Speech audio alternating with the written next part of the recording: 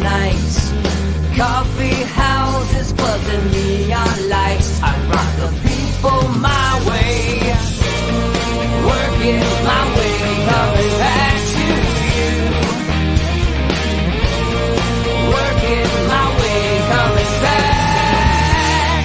Take me home tonight, not wasting any time. Highway 95, engines on overdrive. From town to town, and in between, I see you in the morning light.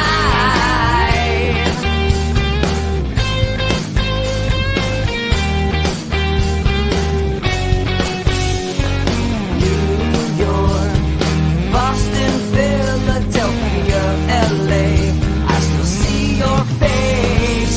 Buses roll, distance grows, but I remember you're just a dream away.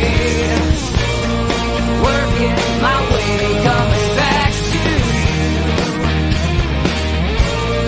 Working my way, coming back. Take me home tonight, not wasting any time.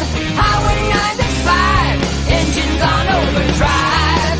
From town to town, and in between, I'll see you in the morning light.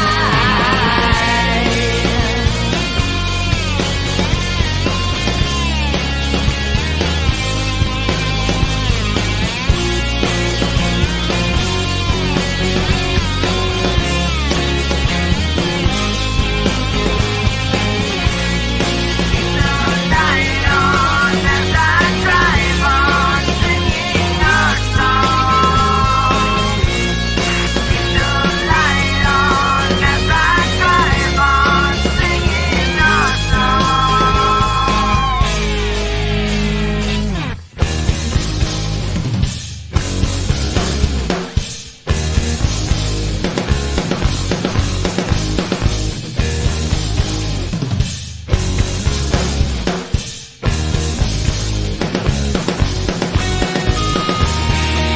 Take me home tonight, not wasting any time.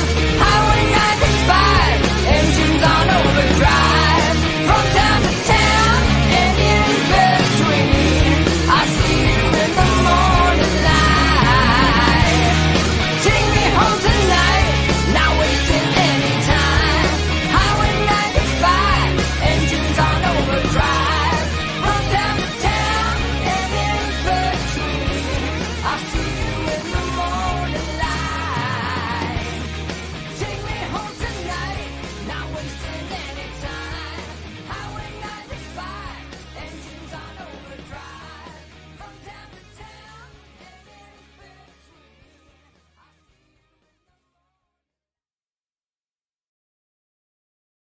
All right, Robert, here we are. We made it. Welcome Indeed. to Numbers. I am not dressed for the occasion, got to tell you, but I got my pollster shirt on, so that works. There you go. Yeah, there it is. So, just roll into it. Thanks for all the well wishes from everybody. She's doing great. She's 20 feet away and still not lucid. So, but that's good. That's good. So, Robert, just a couple weeks ago, we were talking about this Afghanistan debacle, and we were talking about, what are the odds there'll be some kind of provocation when you demonstrate this kind of incompetence and weakness, and we could talk about a lot of stuff today, but this thing with Taiwan is not good, man. This is a historical show of force, and what do you have to say about it? Well, Millie will tip him off in case we're planning anything. This is it's like you want to laugh about it, but it's so damn serious, that, I find myself wondering because, and you put me on to them first, the guys at the Gaggle, George and Peter. And we went on right around the same time you and I had that show. And now we do one with me on Inside the Numbers. They come on. I do one with them a month. And we were talking about this. And we went around, what do you think is going to happen? This is very typical. It's INR 101, man. I mean, you have a bomb the way that this guy bombed Afghanistan and everywhere else, for that matter. The Middle East, he blew the Abraham Accords. He wants to give everything back to Iran, already started. He's Putin's, he's talking about Trump being a puppet of Putin for years. This guy gave Putin everything he wanted. This is a complete joke. Those people were always the Putin, crowd. Even when Poroshenko was the leader of Ukraine, they backed all of Putin's guys. And it was just a total joke that somehow Joe Biden was going to be stronger against Vladimir Putin, against Xi Jinping. And Trump had these. There is no way they would have done this under Donald Trump. No chance. No chance. And when we were talking with the guys at the gaggle, that was like the consensus. It will be China and it will be Taiwan. If not, North Korea blows an ICBM, over Japan or something. But they can't do that without Beijing's approval anyway. So this is all Beijing. I mean, how far do you think they'll take this? Don't know, but I mean, right now, if you're, the Chinese have successfully exported their social credit system and their lockdown systems. Just looking at how insane the world is. I mean, when people are actually comparing life in Australia to life in North Korea, that's really not a good thing. And it's, and credit to DeSantis for pointing that out about Australia. That he goes, "Are they really our ally if this is the way they handle things like this?" And his his willingness to step up was a good, impressive maneuver by him in terms of interjecting himself into the foreign policy arena a little bit, establishing his bona fides in that respect. I thought that was good. What do you make of all the Corey Lewandowski stuff? I don't know quite what to make of all of it, but I mean, he went from being back into Trump world to now sort of expelled from everybody. Now I had my questions about Corey. He cashed in pretty quickly after Trump got in. Was making some serious bank, and I guess I don't know what happened, but there have been rumors for a while, and that when it almost seems like it was either a setup or something so egregious that everybody had to finally say something. I don't know if you've heard anything beyond. I've just heard the general ruminations. That's what I was going to say. And, I hate to do because like this last week, it was somebody else, in the world. I mean, the guy was at the White House a lot. And then it's just like all of a sudden, cut the tie and that's it. Corey is a shoot from the hip kind of guy, man. He has been. And I don't want to say loose. Yeah, maybe that's the word, So. Yeah, I'm like, I don't want to say it, but you know what? Maybe that's it. And let me tell you, this. Trump is a really loyal guy, and I know that he gave him his due in 2016. So because I don't know, I don't want to say it, but it takes a lot for Donald Trump to say to somebody he's loyal to, that basically that's it. The circle is tightened, and that's a wrap for this one. So, I also don't want to defend him because it could be next week that the other shoe drops, and everyone knows, and it's not good. So I mean, it's like the weirdest thing. It was like when I got out to L.A., Jeremy Piven and David Spade. If there was like any allegation of paternity, those guys' names somehow came up, and I was like, David Spade, Jeremy Piven. Yeah. These are the people that are around, with all the, again, showing up as the ultimate Lotharios of Hollywood. I wouldn't have guessed Corey Lewandowski, the ultimate Lothario of politics. But I mean, some of the stories now have gotten pretty broad. It was interesting, but I think, on the downside, he generally had, though not always consistently had, but generally had populist instincts. Yeah. People forget he originally worked for the Koch brothers before he worked for Trump, but he had a bit of a mixed political past. But Trump does need to replace him with someone hopefully of that mindset, because I thought his big mistake with Bannon was they broke apart for whatever reason during the White House tenure. At least replace Bannon with someone like Bannon, and he never did. Yeah. And he still has Stephen Miller sort of loosely part of that circle, but he clearly needs to attach himself to some more populist advisors if he's going to replace. Clearly he's going to. He's got Lewandowski, and not be the other guy. I mean, some of these people in Trump world. I mean, because you look at Jason Miller. It's the allegations are starting to roll together. He's Mr. on Getter or whatever that is. I still just don't trust the guy. Again, it's not just about moral judgment. when your IQ is so low that you go to a strip club where media people are hanging out during debates when you're married and banging people. It's just bad judgment. I'm sorry. And You know what I Robert, mean? that's the problem with the right, though, and the nature of these allegations.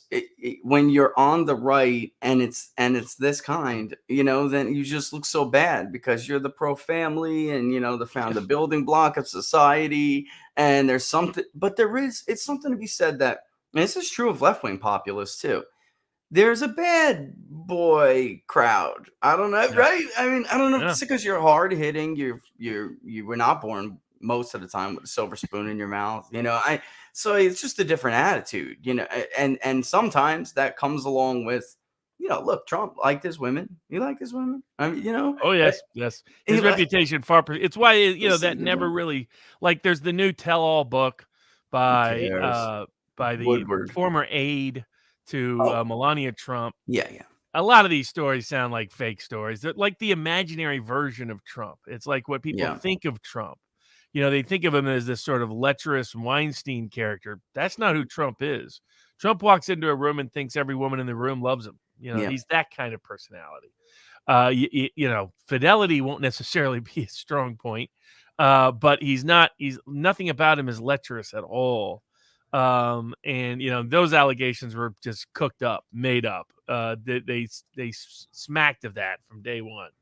In terms of allegations of harassment or anything like that, that's just not like that crazy story of that lunatic lady about Trump on a plane. Or the one in the dressing room. Remember that one? I mean, these are for people who know how he rolls. That's is not how Trump he rolls. Not at all. That's too much work for him, Robert.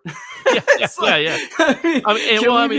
What he got caught saying on that tape was his life for about 30 years. It was him being chased, not him really chasing others very often. But it doesn't necessarily help to keep having people close to him with the same set of problems.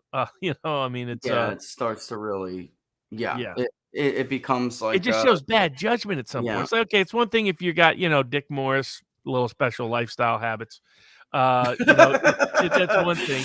Or if you're any of the people at Fox that have had that long history, or anybody else in the media for that matter. But look at Les Moonves. I mean, he was like him and Megyn Kelly. I mean, whoops, that was an accident. I represented Kyle Hunter, against CBS, the history of discrimination there. You dug in, you found all this history of harassment that took place. He was disgusting. And he wasn't alone, but he was just particularly because you're the man with all the authority and the power. I mean, you dirty old men at its finest. I mean, he was disgusting.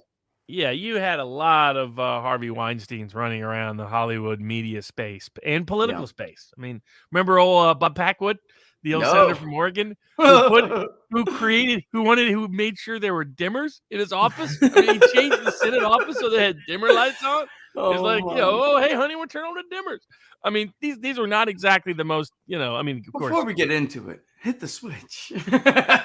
Turn it down a little bit. I mean, like, that isn't a excuse. Like, why do you need dimmers in your main office? I mean, is there any excuse for needing dimmer lights in your main office? I mean, that was like that wasn't a clue. I mean, that's just who these guys are. We had a famous state senator in Tennessee who I kept accusing of corruption. And the joke was he had 7 secretaries, none of whom actually worked as a secretary.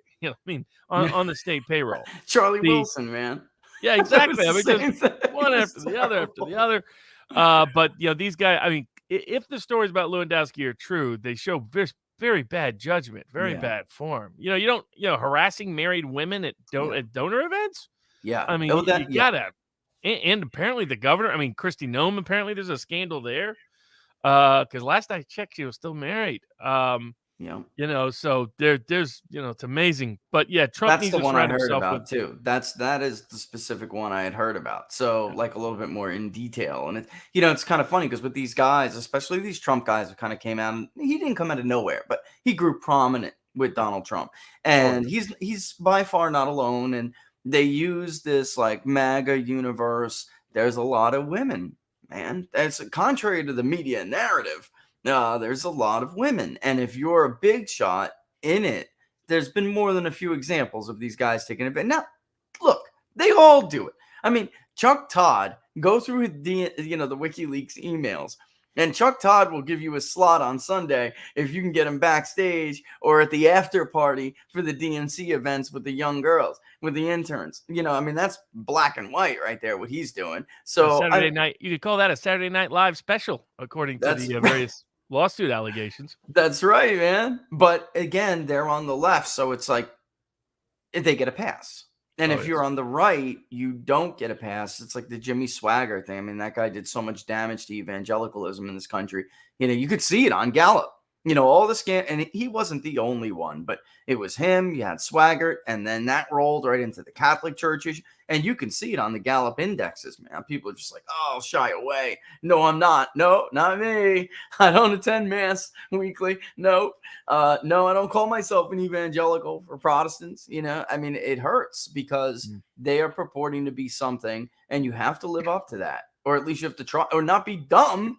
I mean, there is a difference. Man, I mean, a lot of people did a lot of things, but they also get a pass from the media and have for years.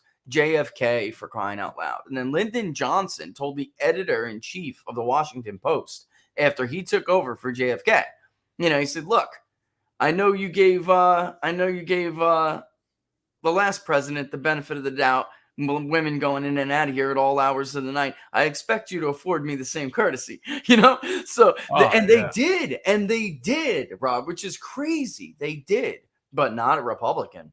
You kidding me? If Richard Nixon later would have acted like either Johnson or Kennedy, forget it. They'd have slaughtered them long before Watergate for it, because they're on the right and they expect to, Lewandowski though. I don't know. I mean, can he weather something like that over the long term? He's got a bad boy, rap. So maybe no doubt. And it's not like he just used it, and he monetized his connection to Trump world. Yeah. To get a lot of, I mean, he cashed in pretty aggressively. I mean, that's where my view of him was always a little mixed. I was like, you go right to DC and cash in fast. I mean, I get it. You see it as your opportunity, but I'm not. But there was work to be done. Exactly. There was work to be done, Robert. You know what I mean? He didn't come across to me as a cause guy. He came across to me as, this is my ticket. Yeah. Yeah. And Chris Christie too. And that kind of stuff did piss Donald Trump off. I mean, remember the Gettysburg Address in 2016, and he had this, whatever point, however many points, in my plan to drain the swamp. And one of them was, no more lobbyists in this many amount of time frame. And here's Chris Christie and others, going to town, trying to surround the guy with all of the people he promised, would not be, in his circle. And completely. I mean, they put him with Sessions, the fight with him and Sessions. That's why Sessions won that fight. And now look at us. Oh yeah, no doubt. I mean, that's why they put Bob Corker in charge. But now he was the gatekeeper, which was just insane when I found that out. I was like, okay, obviously the Trump administration is not going to be a fun place to be. And there were some smart people who worked their way in, but it took a lot of effort for the true Trump loyalists to get positions of influence. And it's not clear to me that this will be Bannon part 2. Does he replace Lewandowski with someone smart and populist who doesn't doesn't think he's a Cuomo whenever he's at a donor's party, and act accordingly, or does he go back with someone kind of establishment oriented, politically conventional? So I'm very curious to see who he picks. Does he pick someone who's social media savvy? I mean, he has people around him like that. Katrina Pearson and some others. And so there's good people he could pick. And I hope he does, because Lewandowski wasn't doing much. I mean, so I thought he had the right instincts in general, but people in the populist world were not hearing from him. And that's kind of what he was supposed to be doing, in organizing those efforts. Though the way he was taken out did strike me as it smelled like a hit. It was like, it wasn't the first time they tried either. Look at Michelle Fields. That was a hit job. Complete hit job. That was a hit job. And so hopefully Trump doesn't learn the wrong lesson from this. But at least he's not being followed into bathrooms like Senator Sinema. Yeah, what is, Jack Posobiec, he's so funny, man. He's like, breaking, insurrectionists, chase Sinema into a bed. What's the difference? What is the difference? They got a lot closer than any of those so-called insurrectionists did. Those That's people on right. January 6th didn't get anywhere near No a way. congressman or a senator. And yet these people are just, I mean, to track someone into the bathroom and be videotaping them, Creepy. I mean, completely creepy. And they don't, and then they think chanting "Build Back Better, Build Back Better" makes them look anything other than a nut job. Yeah. I mean, these people are loons. They, All that's they going to do, target of you course, though, is Robert. Oh, go ahead. I'll make I my would say, I point. mean, cinema will double down now. And this is what cinema wants. She wants to be perceived a as so maverick. independent that the wackos on the left harass her in weird ways that freak everybody out. Yeah. That's exactly her objective. I mean, and because she didn't get elected this way. She wasn't, she was considered more of a liberal firebrand. One of the first bisexual, well, That's we right. should say publicly bisexual Publicly. senators. Yeah. There's been a lot of bisexual. Openly. Yeah. Yeah. I mean, going way back. But putting that aside, the she didn't come in as she didn't portray herself as the, Democratic John McCain in the Arizona branding of, independent, iconoclastic, stand up against party when I think it's right, all that.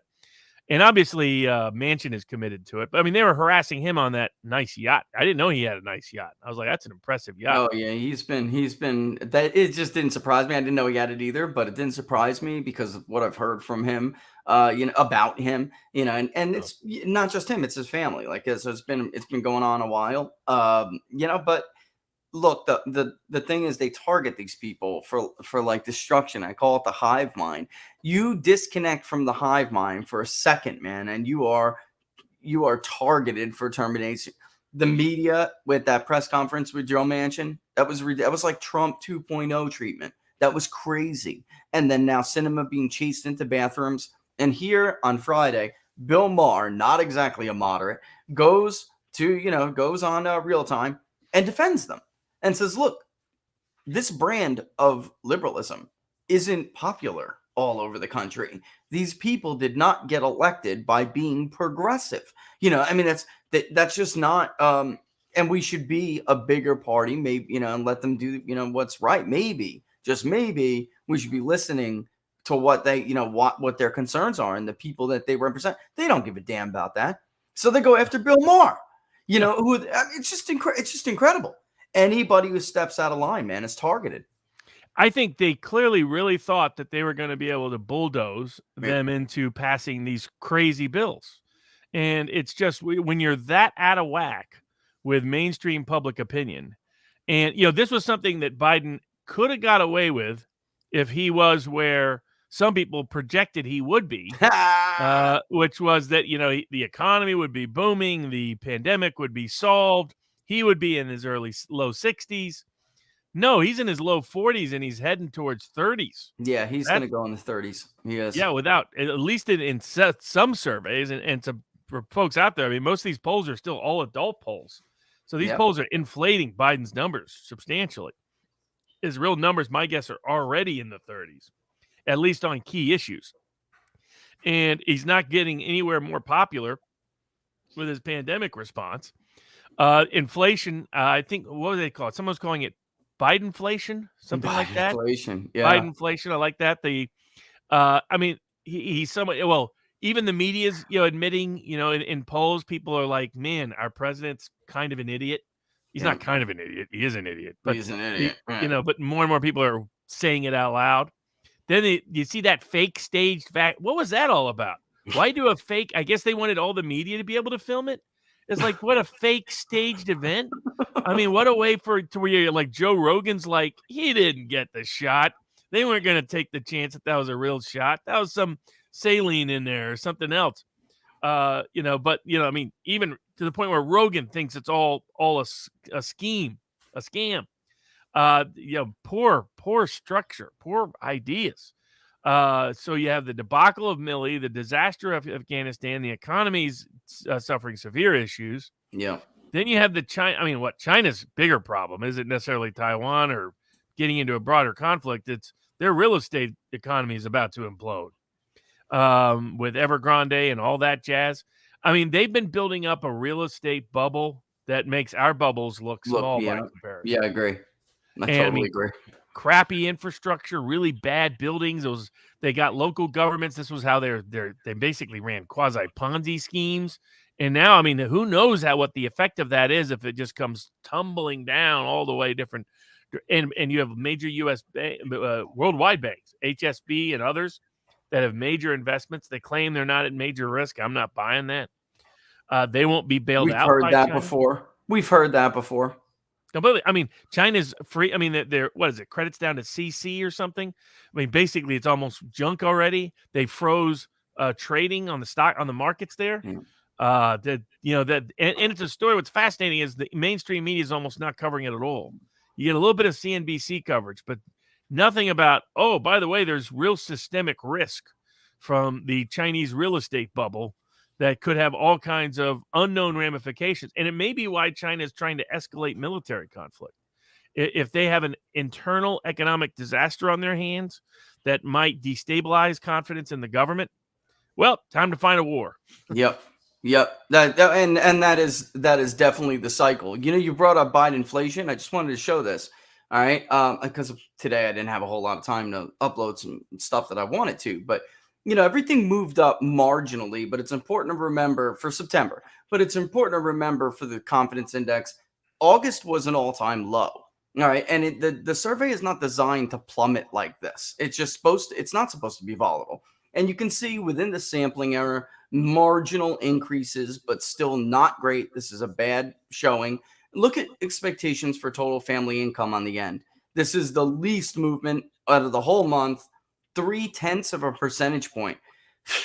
I mean, Robert, if people thought things were going to get better, what's important about that, and if I can put it up again, you can see people were kind of holding off 6 months ago. They wanted to know, in the 6-month outlook, I think things will be better. I'm not feeling good right now, but I think they will be better 6 months from now. And that's what's so bad about the second month having a crappy result like this. Because this is now 6 months from now since that trend started. It is sick, and they're coming to the realization it's not getting better.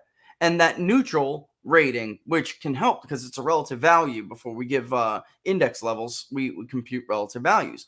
So when that neutral number is bigger, when it starts to shrink, you would hope it would disproportionately move into the positive territory, but it didn't.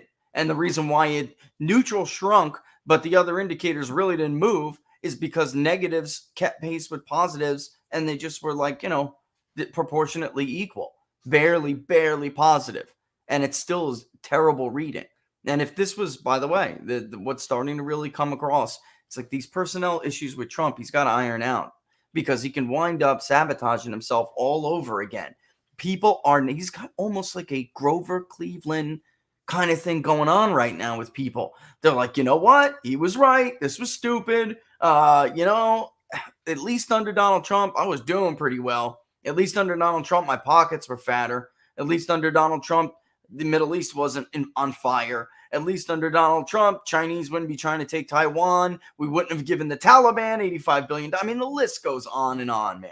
And well, look at who's at Bagram Air Force Base now.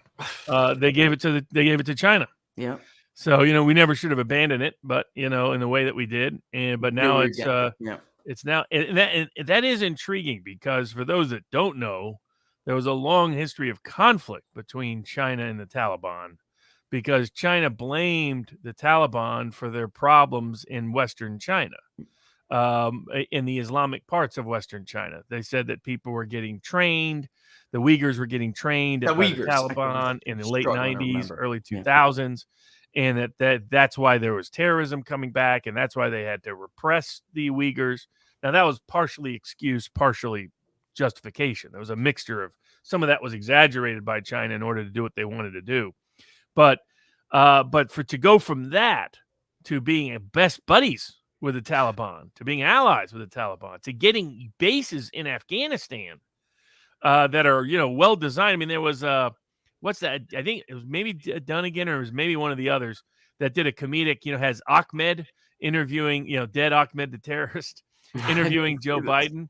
And he keeps complimenting him for all the free stuff that they gave the Taliban. Oh my God. And he's like, thanks for this ship, and thanks for this boat, and thanks for these guns, and thanks for these helicopters. But it turns out we gave part of it to China in terms of the political central utility of having a base in Afghanistan in the first place, and a very sophisticated base that we spent 20 years building up. Yeah. And the one person who speaks out about this, the lieutenant colonel, they got him stuck in the brig. Very Soviet-like. That's what the Very. Soviets used to do. If a military officer spoke out against the party, they got smeared as some like mental incompetent, and this is what they did to them. It happened to submarine captains, admirals of whatever kind of vessel, whatever kind of fleet. It was just that this was a Soviet style tactic, and we're using this now. And it's just that the Bagram thing pisses me off, because these people struggling to support Biden in any way they can, they're like, well, whatever, those drones or whatever we might have left there for them, they had no way to operate them anyway, and they're useless to the Taliban. No, they're not, because China was the first one to recognize. They jumped on recognizing them, and anything they cannot figure out, do not worry, the Chinese will come and show them. The Chinese will come and take that technology. And it's just crazy. These people struggle to support stupidity, and as if you can't see something like this coming a mile away, and they don't, because they're just blindly ideological, to the point where that satirical, these guys, I don't even know their names, but they've been doing a lot of satire lately. The pool with the vaccine and the vests, right? The vests are supposed to be vaccines. And then he did another one, which was an interview with a Biden voter. Why do you still support Joe Biden? And the funny thing is, it duped me. I didn't know it was satire, because as a pollster, I hear this crap every single day. Oh, would you build back better? Well, we built the Taliban back better. I mean, guys, you make it's a joke, but it's true. What he used in satire is something I commonly hear on a daily basis from these people. It's lunacy. It's lunacy, man. No doubt. And at this juncture, I don't see how they get any of the craziness through. I mean, the infrastructure bill is relatively modest in terms of overall cost, because half of the money is money that was already allocated for infrastructure, and they're just re-including it. And it has some it's the political aspects that are buried in it that don't have anything to do with infrastructure that I think are the most problematic. Yeah. But the actual price tag for the infrastructure is not that big compared to the $3.5 trillion he wants to stick on top of everything. And I think that's just DOA. I mean, when Manchin said he's never going to vote for it, Sinema says she's never going to vote for it. It's gone. It's done. They don't have the edge. Saturday night, the Republicans ran for the Hill, the ones that were going to back part of it. Correct. And you look at Pelosi having to pull the vote on it. That means there's problems now in the House, which isn't surprising, because if you're in a tough swing seat, like they're looking at California, a couple of seats that voted for recall that are held by Democrats. That's right. Because the continued working class drift away from the Democratic Party, particularly amongst working class Latino voters, but not only working class Latino voters. If I was any of those working class Democratic districts with a completely unpopular president, with the economic expectations you're talking about, and the reason why it's so important is people choose to spend or not spend based on expectations. People choose to invest or not invest based on expectations. When expectations sink, the economy sinks, because this is where Scott Adams' point was always good. He said Trump's greatest ability was convincing people things were going to be great. He was a cheerleader. That's right. He was created its own reality. It's a psychology that feeds on itself. Now it's just the opposite with Biden. He's worse than Carter in the sense of his psychological effect on the voters and the electorate. And then that's just going to get compounded with the shipping issues and the supply chain issues that are going to continue to accumulate. If China goes into the tank, there's all the implications and ramifications of that. Maybe good long-term for U.S. manufacturing, but not necessarily good for short-term issues, given how intertwined we are with the Chinese economy, unfortunately. If I was a moderate Democrat or a Democrat in a working class district, I don't want to vote for a bill that has no chance of passing anyway. That's just going to be something over my head throughout the upcoming campaign. So I think that the fact that Pelosi had to reschedule votes means they're in deep, deep trouble. They should just forfeit that agenda. It's never getting through. It's done. It's not a blackmail tool anymore. I mean, Nope. and people, the polling, the Democratic polling on that bill, when you looked at all those individual proposals that I've seen internal Democratic polling on infrastructure and other parts of Build Back Better, blah, blah, blah. When you give very generic, the buzzwords that you hear on cable news or you'll read about in the New York Times or whatever, then of course people support it. Well, of course I support infrastructure, right? It's stupid stuff like that. Right? Do you support more schools? Do you support better right. roads? That's Do you right. support better bridges? Would you like to have better health care? Yeah, sure. Would you like inflation to be 15% for the next 5 years? Yeah, right. Hold on a second. I mean, That's right. that's why it's here's all the candy. Don't worry about what it's going to do to your teeth. Yeah. And it's not going to stick in ways that they think it's going to stick. It's also as important, even if it had passed, which I don't think it will. Economically, it's not going to salvage the issue. We're partially here because of this, spend, modern monetary theory stuff. It's not working. It's not. I mean, a lot of people were pointing out productivity is what feeds the economy, not just spending paper. This is like a fundamental debate, Robert, and they're never going to get it. It doesn't matter how many economies they tank or how many economies they slow and send into a malaise, Carter's word himself. This is something that's fundamental to their ideology, so they don't let it go. Glenn Kessler is still freaking arguing that the tax cut, the Donald Trump's, what was it called? The TCJA, right? Tax Cuts and Jobs Act.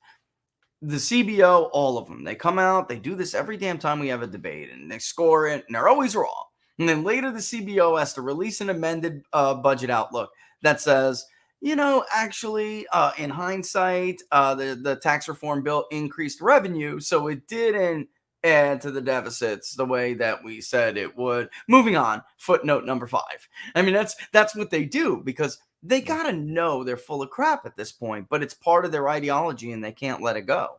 They just, that economic, you really just said it, that it wouldn't address the issue anyway because the index would be significantly lower if public sector, specifically government workers, weren't optimistic about the economy. That's really the only thing holding it up right now. They live in a completely different world than the rest of the American workforce.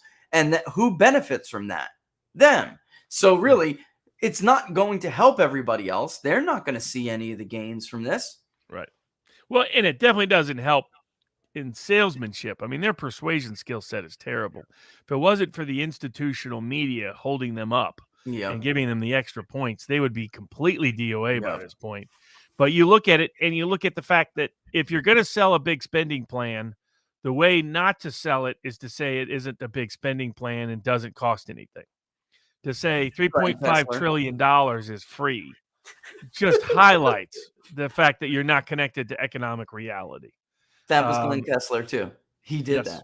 He did that. And then the Biden administration followed up on it, and the PR people followed. It's like, what are you doing? These vaccine mandates are not popular in the ways that they thought they would because they were looking at the wrong data, the wrong information. If they looked at your surveys, it would show and predicted what was going to happen. 3/4 of the population or thereabouts doesn't support. Anywhere from 2/3 to 3/4 opposes firing people based on a vaccine. That's opposes conditioning education or access to healthcare or access to housing or access to travel based on a vaccine. And they didn't pay attention to that because the media polls deliberately chose not to poll that question. They polled, are you in favor of people being safer from the virus? Yeah, okay, sure. That's getting at 2/3. Yeah, but that was never the question. You're not showing consequence, which is why, by the way, Robert Cahaley at Trafalgar also found a very similar result than we did. It was almost identical. In fact, well, I think he may have got the idea from. Yeah.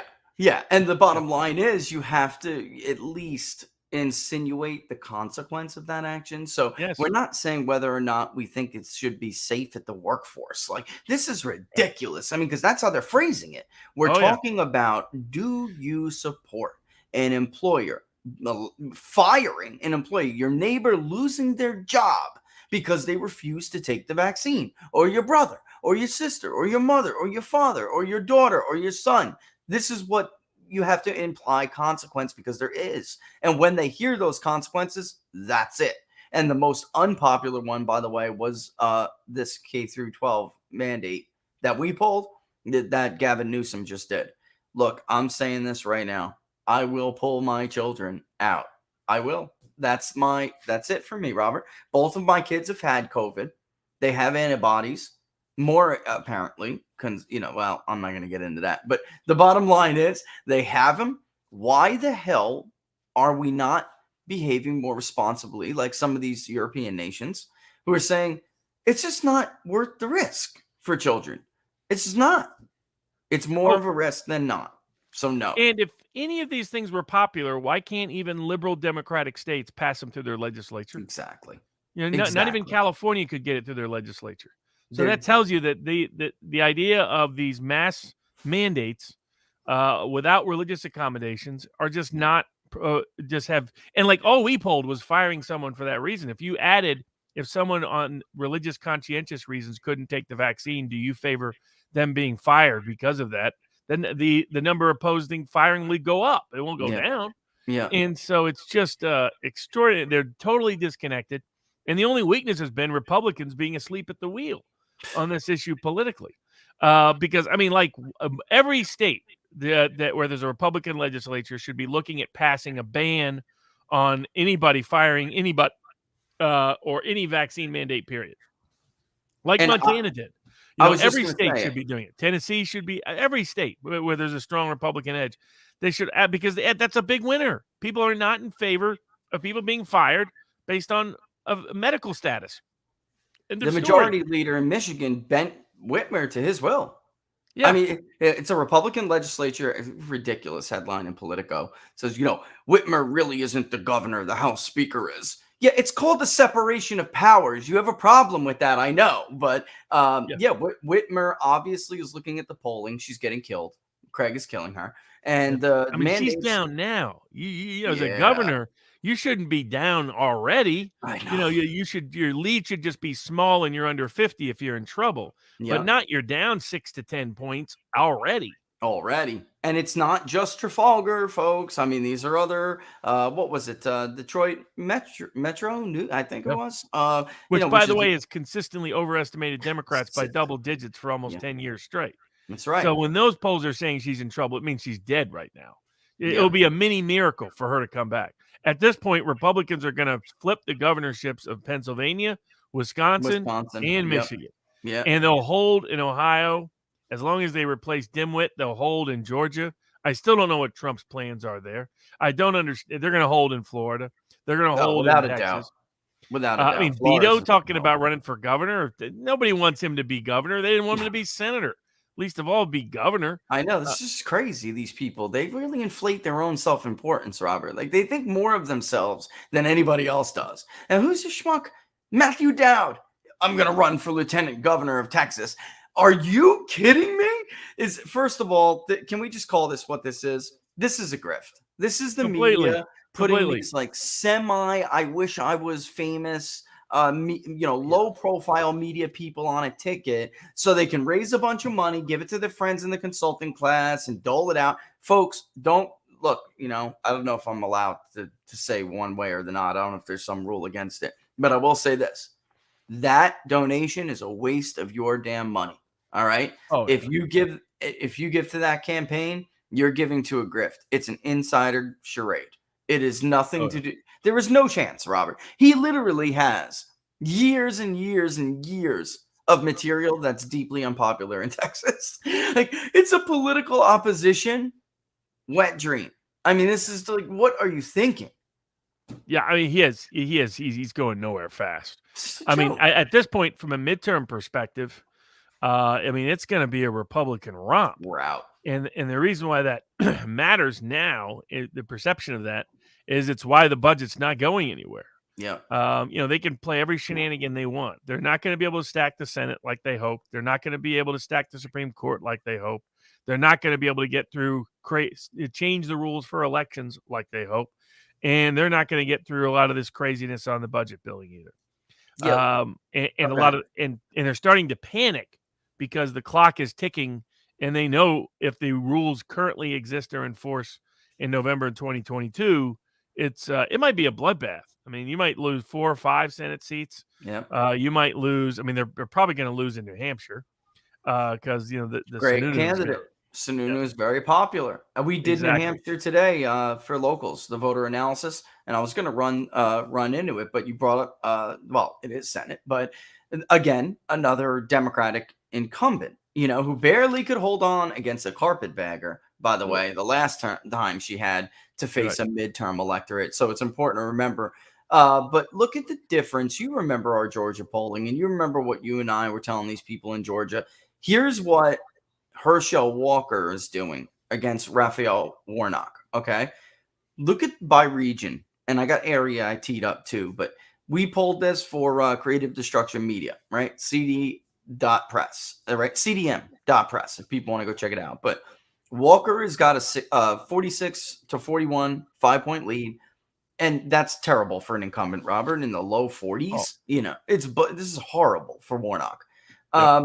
But look at this. Look at the regions. Look at specifically in the north where it's more Republican, moderate, which did vote in the for Purdue. They did come out. Trump rallied there. He generated excitement, but it is a more moderate Republican vote. It's a less Trumpian Republican vote.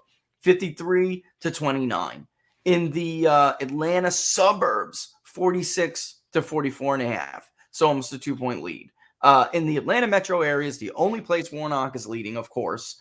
But look at Central and the coastal South. This is what Purdue and Loeffler couldn't do. Do you remember? They could not rack up margins like this in the central area. It's about 10%, 11% of the vote. And you need to drive up turnout so you can get 10, 11% of the total electorate. In the coastal South, they got killed, man. They got Well, killed. And you look at where Walker steamrolling him. you look at where those undecideds are. Those are Yeah. Trump-leaning independent voters That's who right. just because they see the name Herschel Walker, they're like, "Is he definitely a Republican?" That kind of thing. That vote's going to go 2-1 to Walker. So I mean, at Heavy. this point, he's going to win in a romp. And I mean, I that can, yeah. Go ahead. and that's again another Democratic seat flipped. Yeah. So if people like Walker are dominating, it gives you a sense of where things are going to be. Because again, Georgia was almost dead split last time. So that gives people an idea of where the national environment is. I mean, it's going to be a bloodbath for Democrats at this point. If they were smart, they would just completely shift strategies. They wouldn't be doing any kind of mandates. They wouldn't be doubling down on pandemic politics. They wouldn't be trying to push crazy spending bills. They would find the 2 or 3 issues where they have a real popular position, minimum wage, things like that, and find ways to make those the driving issues. But they're not that savvy at all. They live in their own fantasy land these days, and it's going to be the problem of the bubble that they've helped create. Their control over cultural influence, media influence, and big tech has misled themselves into thinking that their positions are popular when they're not. Yeah, that's a great way to put it. And with those undecided you were talking about, here's by area. The suburban vote is about split. You don't have to win the suburban vote in Georgia. You just got to fight it to a draw. We talked about this. Yep. Urban, that's not really strong for Warnock. The lead is big. It's 26 points, but it's not really strong because he's below 60%. What about Walker and his honeypot? 63 already, dude. And Warnock is at 22%. So when those people decide, where do you think they're going to lean? You know what I'm saying? So look, I clicked it off too much, but 15.1% undecided in rural America. Urban would have to save him would have to save Warnock with close to 15% still undecided. But suburbia, 12%. I actually think they're going to lean to Walker. I do. Yeah, no, I agree. You look at where they are regionally, and they look like much more a Walker vote than they do a Warnock vote. And I think, and I mean the fact that Trump is leading in polls, which he basically almost never did before, is a sign of just how unhappy people are with Biden and the Democrats. That's part one, and then part two is regretting 2020. In other words, there was this 4 years of drama with Trump that some people thought, okay, I don't want any more drama. let's chill out. And they didn't expect that to look like this. It's a lot like Carter. I mean, I compared the only election I could compare Biden to, because it was so historically unprecedented for someone like him to win at all. To win it all, yeah. To win against Trump under the circumstances Trump had in terms of economy and United Party and enthusiasm and et cetera. It was already very, very historically unprecedented. The closest analogy you could get is 1976, where you had this anomaly of an impeachment and a resignation, a guy running for office who'd never been elected on the ticket either way, and Gerald Ford. And even then, Carter barely won, but the problem was he won with more of a rebuke of the prior administration than an embrace of him. And that's why it fell apart so fast. And it was a total disaster. And I think Biden's looking like a dumbed down version. It would be like if Billy Carter got elected president. We're discovering what that looks like, because Billy Carter was the dumb brother, the beer loving brother. Did he once wear an outfit made of just beer caps or something? God, I don't know, man. Yeah. It wouldn't surprise me. You know, I mean, something about those. It was like Bill Clinton's brother, right? Yeah. Something about the brother. you see the other side of the family tree, and it's like, whew, not good. What was that movie where they were all sitting around and they were like, it was like Rocky's brother, and it was like Frank Stallone and Bill Clinton's brother, and they were all like, Fred Claus with Vince Vaughn. That's right. He's like, yes, I'm Santa Claus's brother, and they think he's joking. They're like, you think this is a joke? And what? Billy Baldwin gets up and is like pissed off about the kid. That's great. You're not Alec. You're not Alec. It's so funny stuff, man. But I mean, there was go ahead. I'll pull it up after. Go ahead. Yeah. I was thinking there was Steve Nash, his brother played soccer, and the soccer fans of the opposing team would mock him by saying, "You're not your brother. You're not your brother."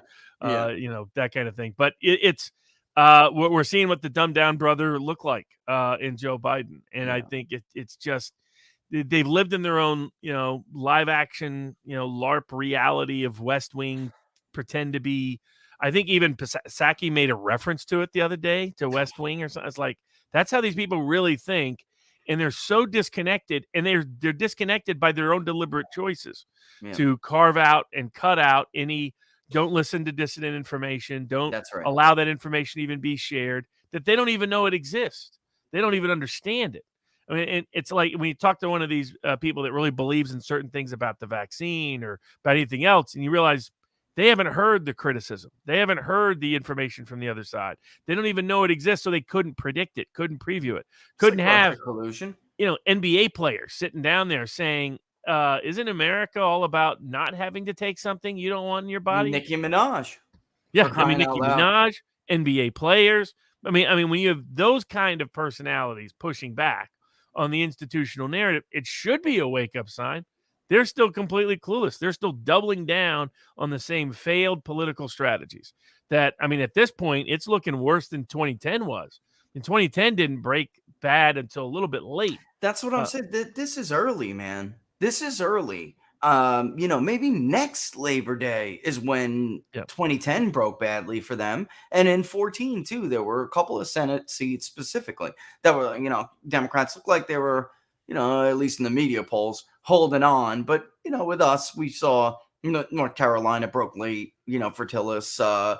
Rick Scott was going to win that thing. That's just really, that was a governor's race at that time. But, they didn't really shift until like September, October, and then you really started to see the direction they were going. Joni Ernst broke out in a lead late. But when we were asking people in Iowa, who do you prefer to control the Senate? That was going to tell us. So it was overwhelmingly Republicans. So we had a pretty good feeling Ernst would win anyway. But look at this, man. You said it before. This goes back to what we were talking about with Bannon. He just had fantastic political instincts. He really did. Whether you got to take the good with the bad with everybody. But Bannon was right to go after Biden on the level that he went after him on, legitimacy and all of this. And, to really sink voters' remorse in early and regime credibility issues, it shows. Here's the table. And, like you said, we polled by ourselves for the public polling project. We polled publicly. We polled for the Epoch Times, right? We never had Trump ahead of Biden national. Never. All right. It was close, and we knew it was going to be close because the states, Trump kind of voters are, and any Republican is overrepresented in the, or I would say they're not over. That's the word. I don't want to get caught in their little, but the bottom line is the Electoral College can still go to a Republican, even if a Democrat wins the national popular vote by about 4 points. And we never had it.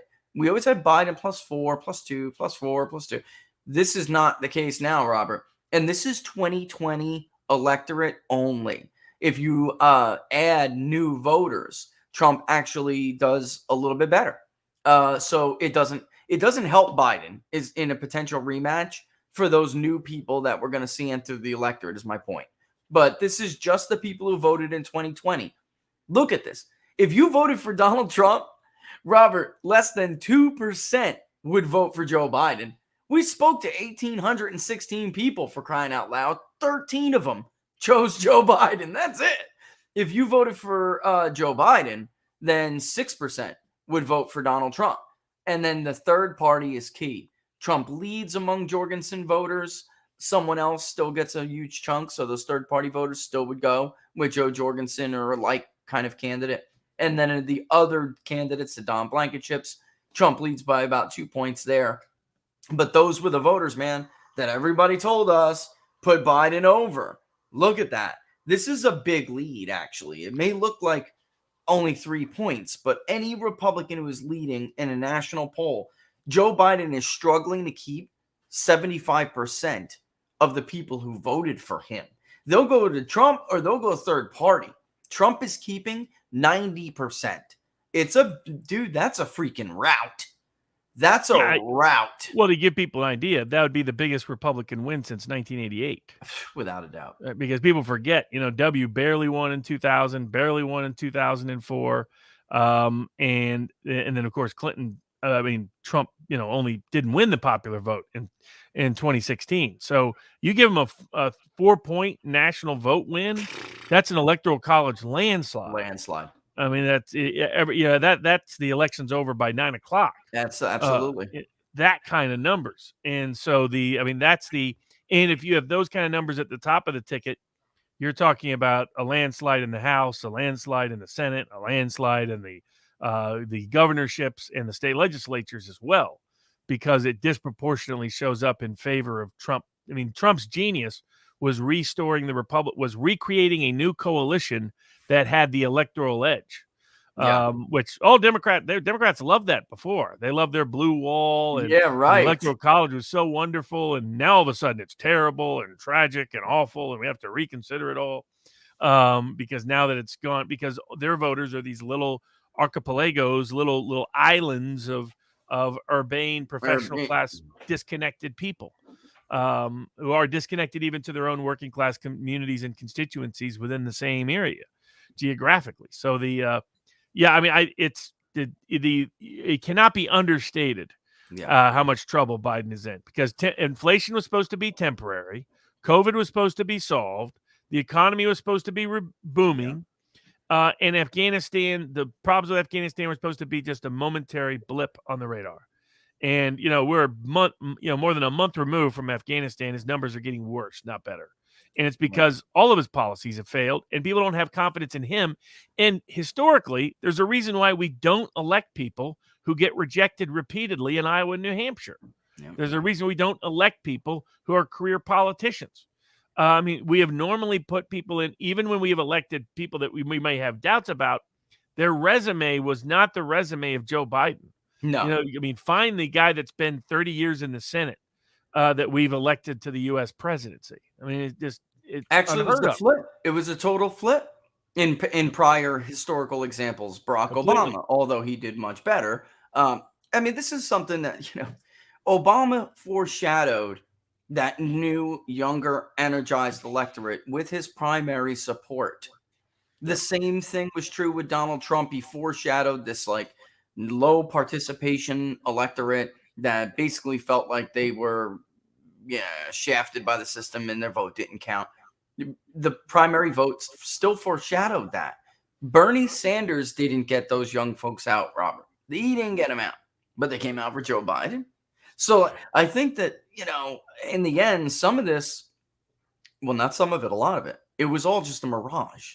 It always was. Yeah. It was sort of confession through projection because the media kept saying there'd be a red mirage on election night. Yeah. The real mirage was Yeah. the big question I told people going into the election betting it was the Democratic assumption is that they can substitute for lack of enthusiasm with mass mail-in voting. And they pulled it off ultimately, but it's not sustainable. It's not something that you can repeat over and over again. And not only that, of course, all the key states woke up to this, and they now have new laws on the books, new protocols on the books, new audit methods on the books that are going to make that much harder to do a second time around. Especially because they, couldn't help but brag in Time magazine. Time magazine. They had, to fortify the election. You have the Pennsylvania Attorney General begging to stop the Pennsylvania Senate from investigating the case by claiming privacy required. And you could explain to people what this is really about. The reason they want the state Senate of Pennsylvania wants all of the voters' records is to confirm that only they voted and you didn't have double votes. You didn't have people voting in a different place. You didn't have any of those issues, which the Attorney General, ironically, mentions in his motion to stop the subpoena. He puts in there, you can't allow people to have this information because with this information, people could you could send ballots to the wrong address. You could get voters that are improperly registered. It's like, where do they get that idea from? Like almost as if that already happened. Because I thought that wasn't supposed to be possible, right? Exactly. And here the Attorney General is admitting it. But he doesn't want them to have identifying information. He says, to protect their privacy. When you can tell people some part of your Social Security number is already out there. Your driver's license number is already out there. Your address and date of birth is already out there. So this isn't about privacy. This is about not allowing them to have the method by which they can verify valid votes. And that's really what it came down to in Arizona. First of all, like I said, the media did not report that report the way that Cyber Ninja was giving it. I mean, they were not reaffirming or affirming anything. There were serious problems. But the bottom line is they didn't do what some of us did, which is, look, I don't have hundreds of people, thousands of people to go out and physically canvass states. But what I could do was go to the voter file, pull those records, and call those people and simply ask them, this is what the record shows. Did you request the ballot on this date? Did you hand it in at this date? Did you vote at all? And that essentially is like a telephone canvass. That's what the DOJ has been trying to prevent everywhere, from Arizona to Georgia. They don't want to canvass. And Arizona didn't do, nobody really, very few smaller operations, did that.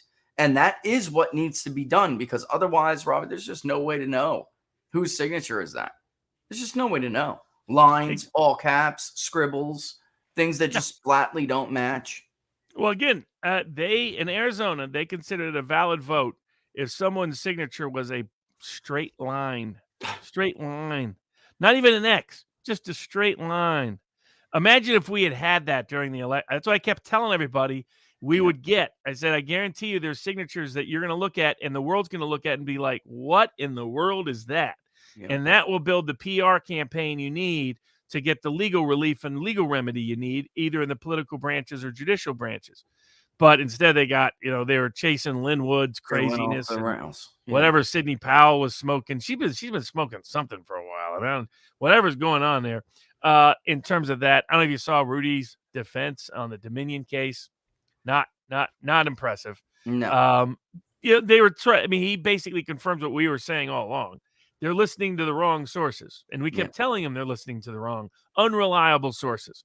You can't listen to some rumor of somebody who claims on a talk radio show there's a secret tape of a Dominion guy admitting he's really Antifa. You got to second guess that. You got to dig into that. Some of the emails were just outrageous, man. I mean, they just were. I'm like, where the hell? How is this going down this rabbit hole? I mean, this started as Rich is calling people. Maybe you should give him a call to see what he's finding. Like I just said, it's going to take me a while, but we're working as fast as we can. Here's what we can show you. And then all of these other things just, I don't even know how some people got on this email thread, but it just started going in this crazy direction. And, every couple of days, when I could, I would just And respond with a one-liner, Robert. This is all the all good data, a all the good distraction. info got overlooked or ignored or missed. But that's the other thing that's useful is you notice they're not surveying on the vaccine context how many people report either they or someone they know suffering a severe injury from the vaccine as contrasted to the virus. Yeah. Because for the reasons that your polling showed, that data is not going to be data they want out there because it's data that raises serious questions about the government's official interpretations of the data. And they want to push mandates out on younger people who have less of a risk when we find stuff like this. I mean, the younger you are, the more likely you are to report a severe adverse effect happen to you, occurred personally to you. But like you said, when we move forward with this in the next public polling project, I really do want to, because I think it's not that it will be the only thing the survey is, but I want to expand more on that vaccine. We started to add tracking for boosters, which was stunning already. 20% of people who, at least 20, a little over, who said that they were double vaccinated, they have 2 doses, they're not going to get the boosters. So you're going to have this original problem of 1 out of 5 refusing to get the vaccine in general, and compound that with people who did get the 2 rounds now saying, nope, I'm not getting a booster. This is going to go on forever if they don't recognize reality. And I want to start to build a larger section about that where nobody's doing this, Robert. You would think this would be the central question right now. What risk is it to these age groups versus how sick they are? Or what, you sent this last week. I mean, people still believe this. This is crazy. Yeah. This is nuts. For people that don't know it, I mean, what this is the people were asked, okay, if somebody gets COVID and they're not vaccinated, what's the likelihood that they suffer such a severe illness they have to be hospitalized? And 98% of Democrats got it wrong. 98% of Democrats thought it was at least 1%. Most Democrats thought it was, there's a 50-50 shot you go to the hospital if you get COVID and you're unvaccinated. And that's just completely wrong according to the CDC's own data. The CDC says there's less than a 1% risk that anyone, vaccinated or unvaccinated, gets hospitalized from COVID. Yep. Particularly if you're in these younger age cohorts. And so, but people are it's why we're at where we're at is people have a even most totally Republicans, misinformed. 3/4 of Republicans got it wrong. They thought their risk was much higher than it is. So it's because the media is so system. It's why what I would often tell people is don't just look at what they are polling, look at what they're not polling.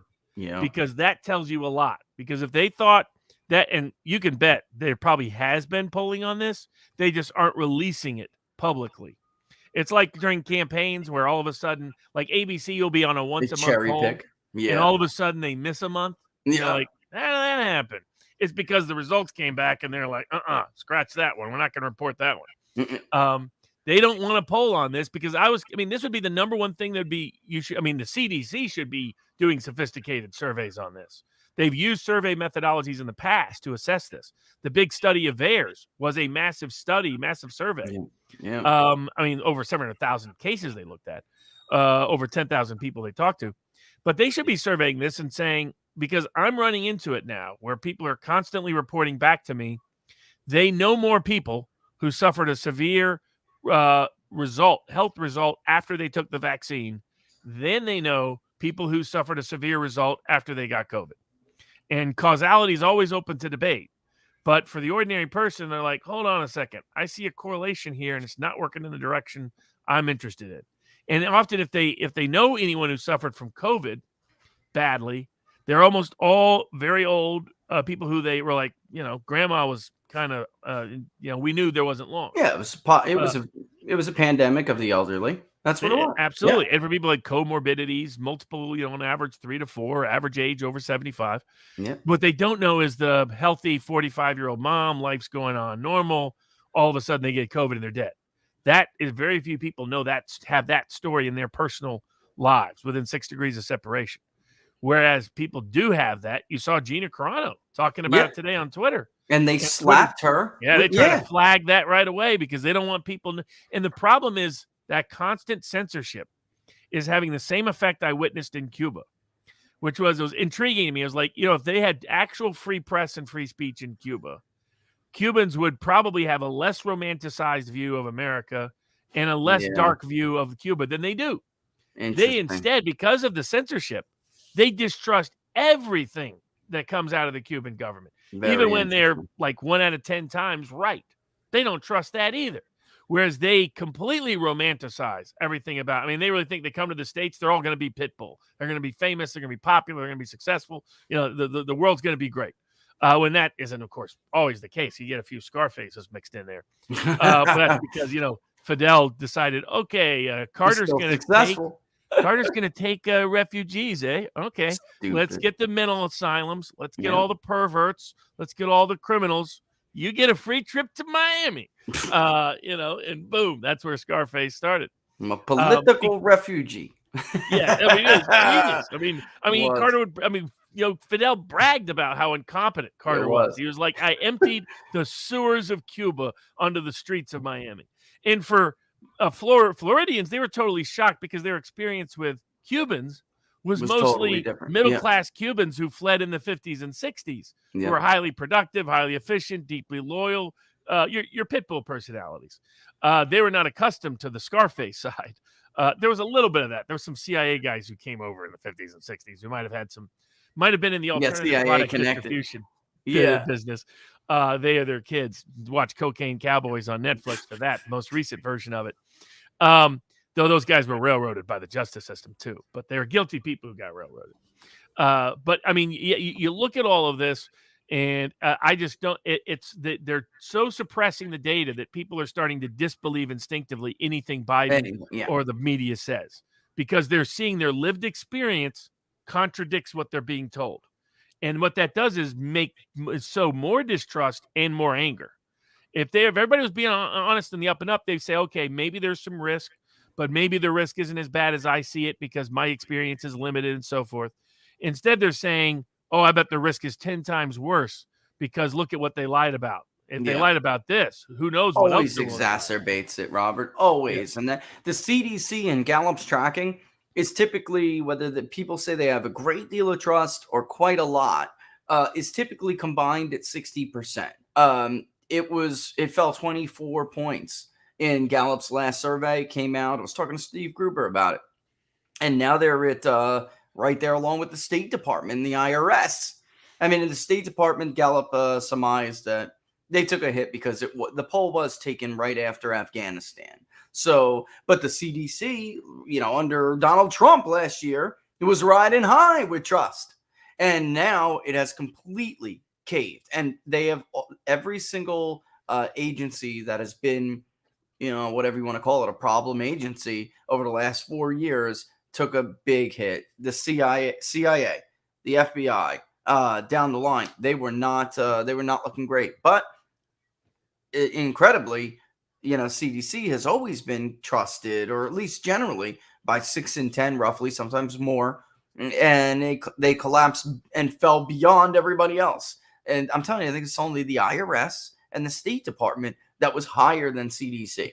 So I think that is directly connected to what you're talking. It's just that, and just the constant BS. One day this is true, the next day something else is true. Biden's CDC director gets recommendations and decides to just throw them out because it's a political decision. You give up the public trust when you behave like this. You give it up, and you tweet like you're a political party. Well, this is the first mandate that has ever failed to exclude people who have natural immunity. Yeah. The Jacobson case, they went up to the Supreme Court. The smallpox vaccine was not mandated for anyone who'd previously had smallpox, right? Because natural immunity was respected. In the military, until this vaccine, all prior vaccines, they said you didn't have to take if you had previously been infected. Right. So, when we're ignoring natural immunity, when we've never done that before in history, that's what I was telling you. I get these judges or other people that get this impression that this vaccine is like every other vaccine. It's like this vaccine is not like any other vaccine. Not even close. This is a model. This is the fastest time period that a vaccine has ever been approved of in American history. This is the most mass-produced, mass-administered vaccine under this compressed time frame than ever in American history. The closest example would be 1976 swine flu vaccine. And they stopped that early on when they started getting adverse events. Right. And it was a complete disaster. Robert. Yeah. Complete disaster. The technology of this vaccine is completely novel and experimental. They don't know the long-term impacts of it. And unlike almost every other vaccine, in fact, unlike the traditional definition of vaccine 5 years ago, this vaccine, as the CDC commissioner admitted yesterday on TV again, this vaccine does not prevent infection. It does not prevent transmission. And so we're mandating a vaccine for to deal with asymptomatic risk, because if you're an employee, you're going to a venue, you're traveling. If you're symptomatic, you're already prohibited from doing those things. You have to self-quarantine. It's only the asymptomatic that the vaccine could deal with, and asymptomatic spread is less likely than vaccinated spread. Yeah. So so why in the world do we have a mandate? Why are they talking about doing it for travel now, domestic travel, doing it for these other for kids in schools to deal with a risk that doesn't really exist in any real significant numbers, asymptomatic risk, and that it's not a solution because it can't be a solution. And arguably illogical, completely illogical. There'll be people who are symptomatic who don't understand that their vaccinated status doesn't mean they can't carry and transmit it. Who are now more likely now to carry it and transmit it because they don't know they should be at home self-quarantining because they think, I have the vaccine. This can't be COVID. Knowing. Somebody that just happened to my father's friend. She just did that. She had COVID, got the vaccine, felt like crap. All right. After the second shot, felt horrible. And then about a week or so ago, later, started to feel a little bit better, and then started to feel like she had COVID again. Went back to the doctor. The doctor's like, yep, you got COVID. And I just got vaccinated. I've been a million places. She's a horse person. She's like, I've been a million places with a million people, and she really just didn't realize that she could still transmit it and still get sick. And she had an adverse effect anyway and got the shot after she recovered. Just completely ridiculous. So it shows you, I'd rather just stick with the natural, because I know it's preprint, but some of the studies that we have seen so far suggest that getting that vaccine after you have been sick and get antibodies, it not only does it not give you an extra layer of protection, it compromises in some cases, or at least it did for some people. And then another friend of the family works for Spirit Airlines. I tweeted this earlier or yesterday. This thing has done a number on her, and the doctors don't even they don't know what to do. Correct. And they have no idea what to do. She was forced to get it, by the way. That was an employer mandate. Massive incentive for doctors to not be truthful about this, because there's only risk for a doctor. Right. If you second guess the vaccine and anything you turns out to be wrong, and someone relies upon it, you can get sued to oblivion and stripped of your licensure, you name it. They're already threatening that in Oregon to nurses who don't get vaccinated. Their way of getting around the illegality of certain employment mandates in Oregon law in particular is to strip them of their licensure instead. You knew licensure was the next. It's why some of us have been critics of licensure laws from day one. It just gives the state another means of controlling people. That it doesn't serve the interest of the public. You can require honest. Our laws already require honest information in advertising. If somebody lies to somebody about their credibility or capabilities, they can get sued. That's the appropriate legal remedy. Jurors and the traditional common law torts, not letting the state control who can practice a profession or not, who can practice an occupation or not. I mean, we're to the point where you have to be licensed to cut hair. I mean, come on. I mean, it's just nuts. I mean, I think it's nuts for law, but definitely nuts for these other things. I mean, do you really need a licensed plumber Yeah. But why I was can't a just going plumber to say in the Northeast, a lot of Northeastern states, Robert, they've been doing this in trades for years. I'm not talking about electrical licenses. I'm talking about stupid stuff like that. Plumber, anybody carpentry. that you can learn that you're capable of? You don't need to.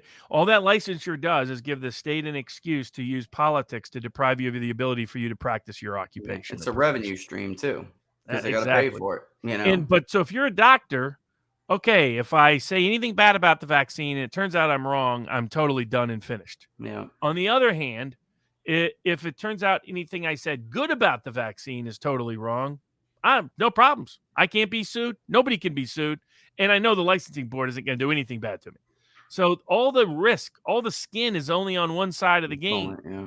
And consequently, they have no and I have a client suffered a adverse event in one of the trials. The doctor just made up excuses to the child's parent about what took place.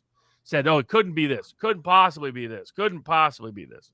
I mean, again, and why do they distrust the FDA and the CDC or our president?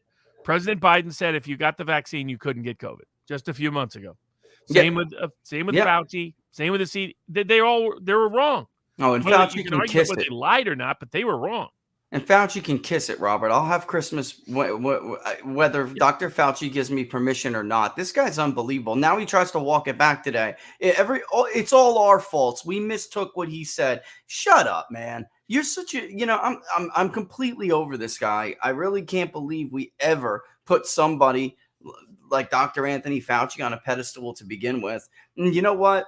With what you were saying with the doctors, look at even in the Project Veritas video, though that woman was she was caught undercover video. It wasn't like she didn't know she was being taped. When she didn't have the patient around her, she was very clear. The vaccine gave that man myocarditis. Very clear. But when she was treating the man, she didn't want to come out and say, and she was trying to, this is a woman who clearly knows what was happening.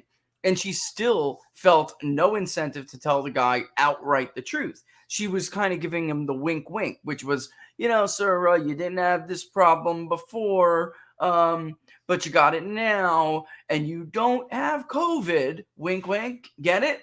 So I have to send you somewhere else, because we can't deal with your problem here. It's very serious.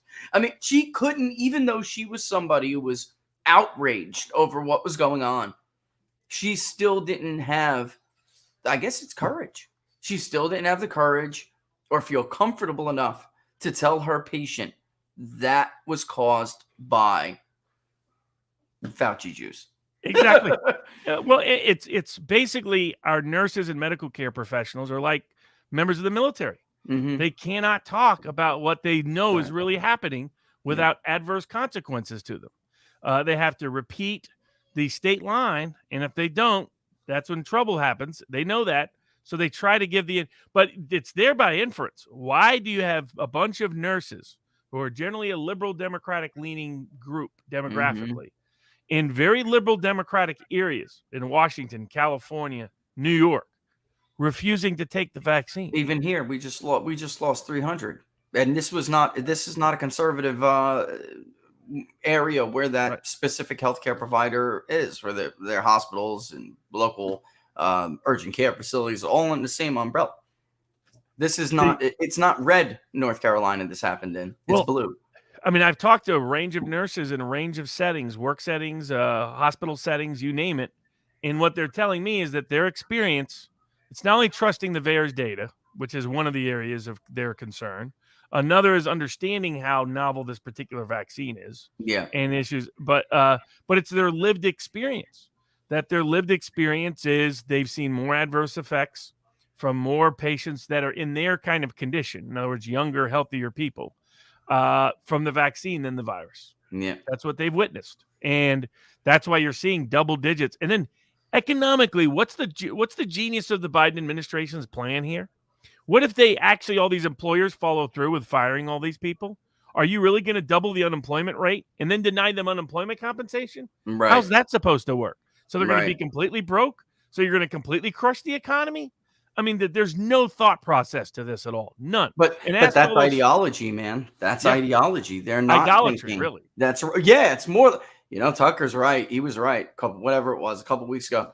This is their religion now. This is it, and it is idolatry. It is because it doesn't matter reason, logic. I really have to give it, hats off to the whole comparison to personal flotation device. It's 100% true.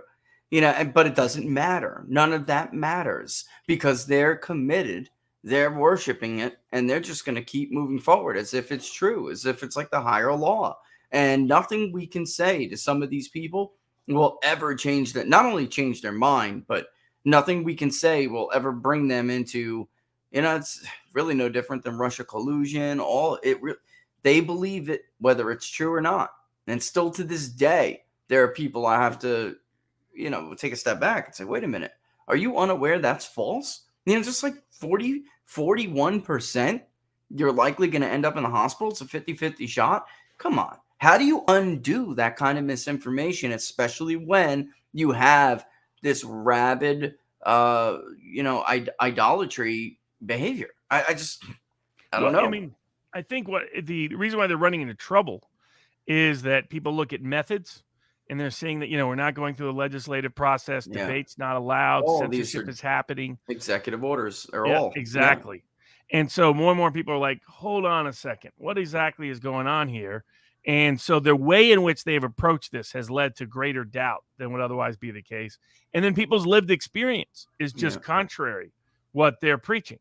So and the more people that, like, the genius, I always said, the criminal justice system and the genius of vaccines in the past has been the number of people injured is so small, or the number of people who experience the system in the criminal justice process is so small that most people don't know anything other than the mythology about it. Right. This is different because it's so many people are experiencing it, and the injury rate is too high to keep under wraps. And too many people, I don't know how many people that have reached out to me have said, I know someone personally who died after getting the vaccine. And that's becoming more and more common. And the more and more lived experience like that, the more that spreads within a community, then the more their ability to pitch propaganda just doesn't fly. You become like Cuba today, or the Soviet Union back in the day, where the public didn't believe anything. They didn't believe it. They assumed the opposite was always true. We're getting closer and closer to that point in the States because of how much institutional deception is taking place. And the bigger thing is, or the co-equal thing is, the people doing the deception don't realize that the world knows that the emperor's naked. That they're running around naked on stage, and they think everybody thinks that they're wonderfully clothed. And that's why they're shocked, and they're going to be really shocked come 2022. They feel the quake coming. They feel the tremors, but they don't understand why, and they keep doubling down on the same strategies that led them into trouble in the first place. Yeah, I gotta tell you, it could be that they, and some of these people don't, like I always say, don't have original thought in their heads. Man, Texas 15 is a great example of this.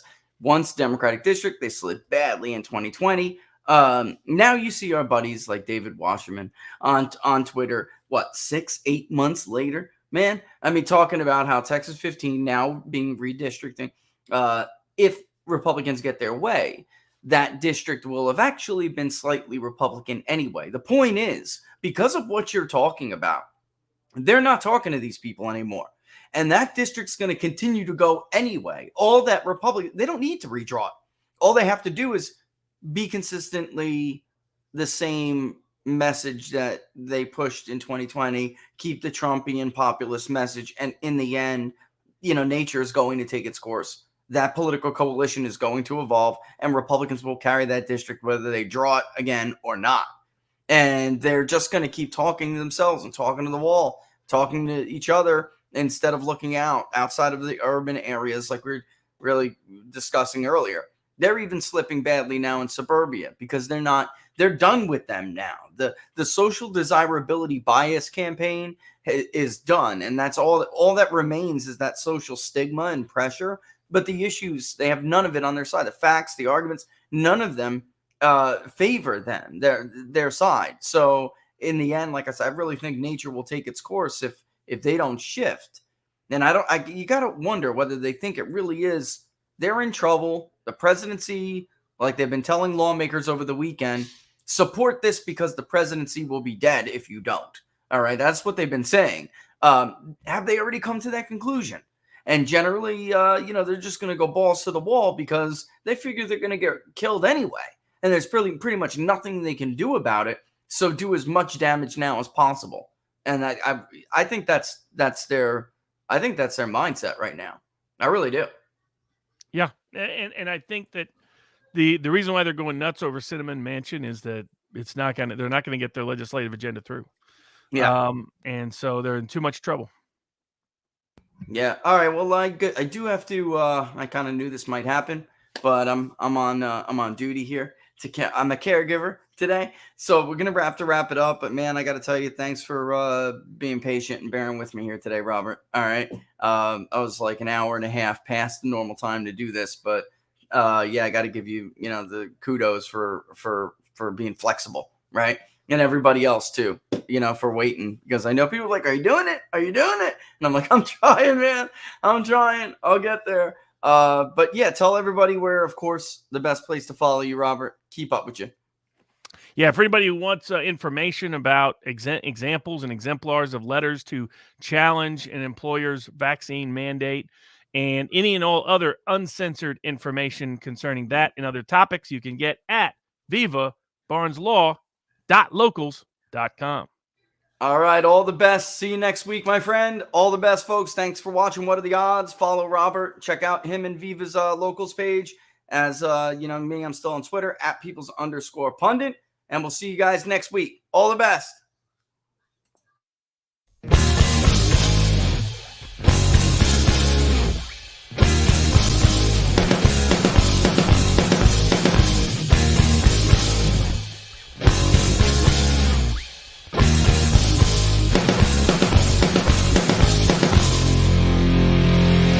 It's the lights that shine down over dotted lines of white across an open highway. Restless nights, coffee houses, clubs and neon lights. I